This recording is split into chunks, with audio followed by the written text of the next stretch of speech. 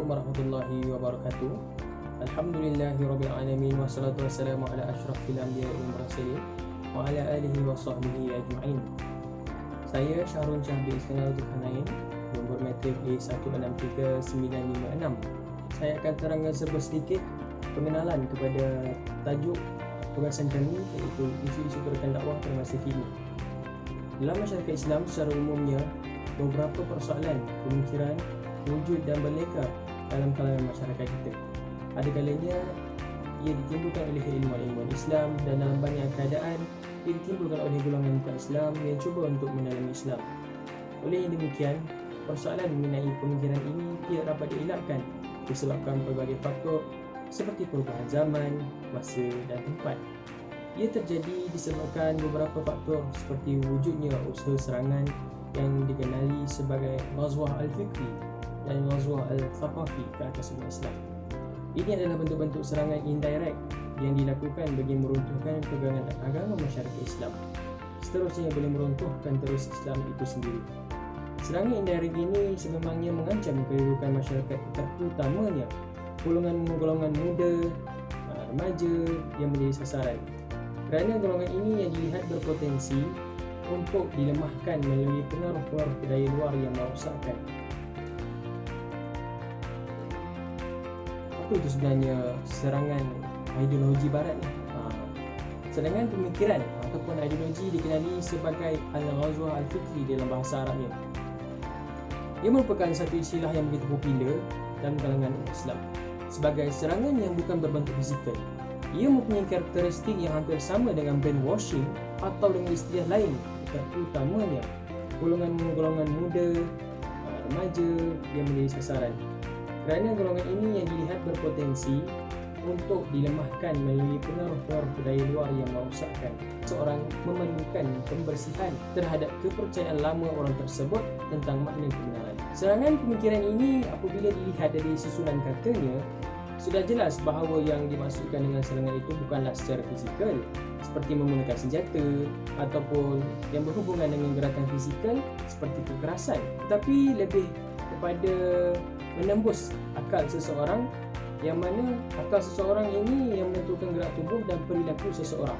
Penggunaan istilah Ghazwah Al-Fikri ataupun serangan ideologi umat Islam ni, serangan yang ditujukan kepada pemikiran yang biasanya dibawa oleh orang barat ataupun doktrin bukan Islam lah. Menurut Anwar Al-Jundi, bahawa gerakan westernisasi adalah misi lengkap dengan segala sistem, sasaran dan para pendakwahnya.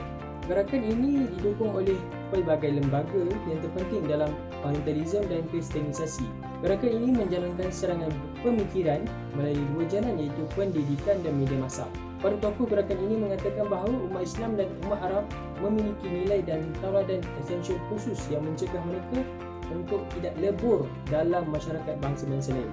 Nilai dan tauladan itu menciptakan kekuatan yang hebat bagi mereka untuk menentang campur tangan asing dan serbuan golongan-golongan perampas yang ingin menguasai mereka. Oleh itu, tiada jalan lain untuk memenangi pertentangan ini dengan cara meleburkan kaum muslimin dengan corak pemikiran barat dan mengeluarkan mereka daripada nilai-nilai Islam. Berbagai ideologi dan serangan pemikiran yang datang dari barat dibawa masuk dengan seumpama hedonism, secularism, feminism, liberalism dan lain-lain. Masjid merupakan perkataan bahasa Arab yang berbau maksud sujud. Manakala dari segi istilah, masjid adalah seperti solat dan iktikaf bagi orang Islam. Bangunan ini juga merupakan pusat kebudayaan, muamalat dan perkembangan dakwah Islamiyah serta aktiviti umat Islam. Sejak zaman permulaan Islam lagi, masjid ini digunakan sebagai untuk menyebarkan dakwah Islam. Masjid telah dijadikan tempat untuk berkumpul, berbincang dan merancang strategi yang tidak terhad kepada bidang dakwah, malah perdagangan, perundangan, penyebaran ilmu dan banyak lagi. Manakala politik ataupun siasat membawa maksud mengatur ataupun memimpin. Dalam kamus Dewan, politik membawa maksud ilmu pengetahuan berkenaan cara atau dasar-dasar pemerintahan. Gerakan Islam dan politik tidak dapat dipisahkan.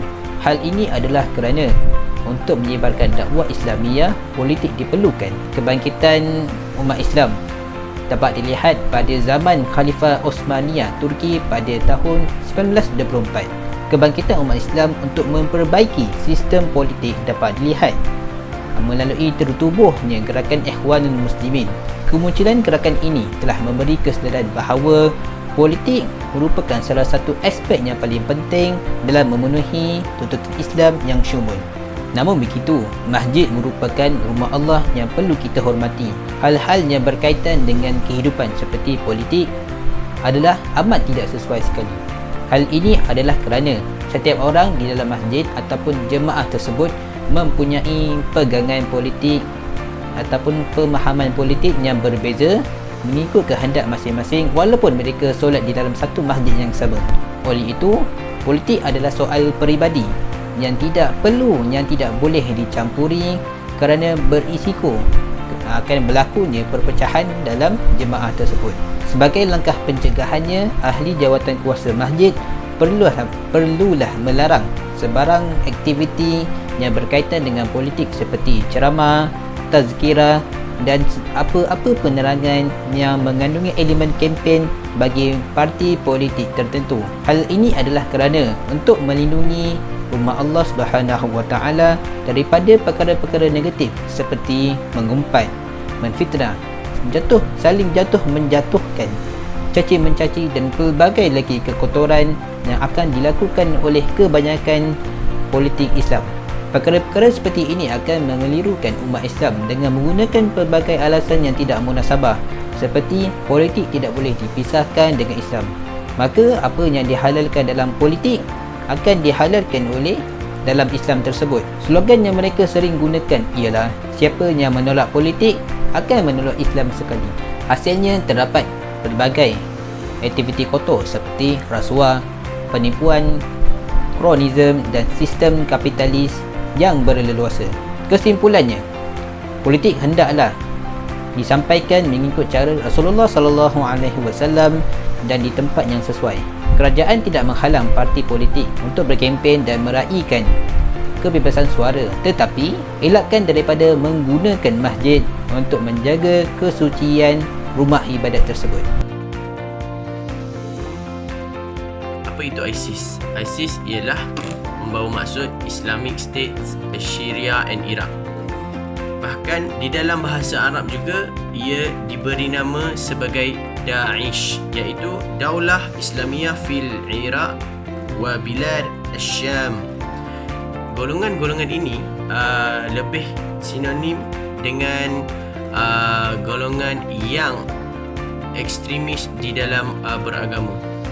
Bahkan golongan ini juga tidak mengakui tentang kewujudan para Sunni yang lain.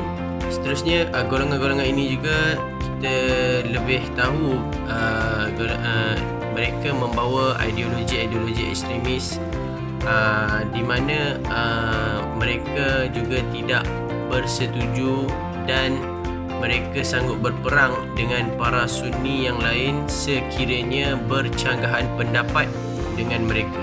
Golongan-golongan ISIS ini mereka lebih kepada golongan takfiri atau lebih kita kenali sebagai golongan yang mengkafirkan orang.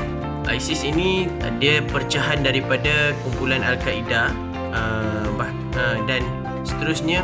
Golongan ini sangat-sangat bahaya kerana ia sudah merebak sedikit demi sedikit dan sehinggakan membawa ideologi yang tidak benar berkenaan Islam. Antara faktor-faktor yang menyebabkan ekstremis ini adalah pertama ialah indoktrin kepada masyarakat, terutamanya golongan muda. Mereka ini akan sasarkan kepada golongan muda untuk menyebarkan ideologi mereka. Seterusnya yang kedua ialah mempengaruhi melalui ruang maya, di mana sebaran-sebaran melalui sosial media akan dilakukan oleh golongan-golongan ini untuk menyerapkan indoktrin mereka. Yang ketiga ialah melalui pendidikan, di mana golongan ini akan menggunakan pendidikan dan sebagai salah satu medan mereka untuk menyebarkan ideologi yang salah. Yang terakhir ialah komunikasi pemujukan, di mana ada berlaku pengujukan ataupun mengajak golongan-golongan lain di dalam konteks menjual agama, dan diceritakan tentang kisah-kisah yang akan kisah-kisah indah sekiranya mereka berjuang di dalam mempertaruhkan agama. Jadi apakah pandangan Syekh Yusuf Al-Qadrawi? Beliau berkata golongan ini adalah salah di sisi Islam kerana tidak mematuhi undang-undang syariah, dan seterusnya golongan ini tidak mematuhi perkara-perkara yang ditetapkan di dalam Islam. Bahkan mereka ini menyuruh kepada semua agama Islam, semua satu dunia agar mematuhi sistem khalifah yang mereka cuba bina. Jadi pastikan komuniti masyarakat kita tidak terlibat dengan sebarang gerakan ISIS, insya-Allah. Assalamualaikum warahmatullahi wabarakatuh.